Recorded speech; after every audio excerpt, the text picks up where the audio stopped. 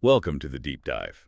Today we're getting into John Maynard Keynes' big one, the general theory of employment, interest, and money. Yeah, a really foundational text. We've got a summary outlining its core ideas, and, well, the goal is to pull out what's really impactful for you listening. Exactly, cut through the density.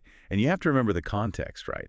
The Great Depression in the 30s. Oh, absolutely. I mean, the old ways of thinking about economics, they just completely failed. You had, what, nearly 25% unemployment in the U.S. around 33? Just staggering. Banks collapsing, deflation. Yeah. It was desperate. It really was. And Keynes wasn't just an academic, was he? No, not at all. He had already made waves criticizing the Versailles Treaty, and he saw the economic mess in Britain firsthand, being at Cambridge and advising the government. Gave him a unique perspective, yeah. He was really driven to figure out why classical theory wasn't explaining or fixing all this unemployment. So let's jump into the core ideas.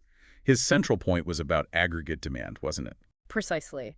He basically said, look, the total amount of spending in the economy, that's consumption, investment, government spending, that's what drives employment and output, especially in the short run. Which was a direct hit on the old classical idea. Oh, yeah. Yeah. The idea that supply creates its own demand. Keynes said, well, no, not necessarily, especially in a recession. People might just hoard money, not spend. Exactly. Or businesses lose confidence and stop investing. If demand drops, you get less production and people lose their jobs, potentially for a long time. Okay, and that connects to the multiplier effect, right? How a change in spending gets amplified. Yes, that's a key mechanism.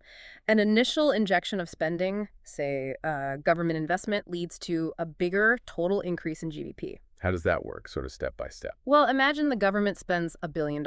That billion becomes income for people. If they tend to spend, say, 80 cents of every extra dollar they get. That's the marginal propensity to consume. Right, so $800 million gets spent. That then becomes income for other people who spend 80% of that, and so on. So the initial billion ripples through the economy, Yeah. creating much more activity overall. Exactly. It shows how fiscal policy, like government spending, could potentially pack a bigger punch during a slump. Interesting. Now, what about interest rates? The classical view is different, wasn't it? Oh, yeah. Classicals saw interest rates mainly as the price that balances saving and investment. Keynes, though, he focused on liquidity preference. Liquidity preference, wanting to hold cash. Pretty much. He said interest rates are determined by how much people want to hold liquid money versus other assets. There are reasons, you know. Like needing cash for everyday stuff. That's the transactions motive. Then there's the precautionary motive, holding cash for unexpected things. And crucially, the speculative motive. Speculative, like waiting for a better investment opportunity. Sort of, yeah. Or thinking interest rates might go up later, making bonds cheaper. So for Keynes, interest wasn't just a reward for saving, it was the reward for parting with liquidity.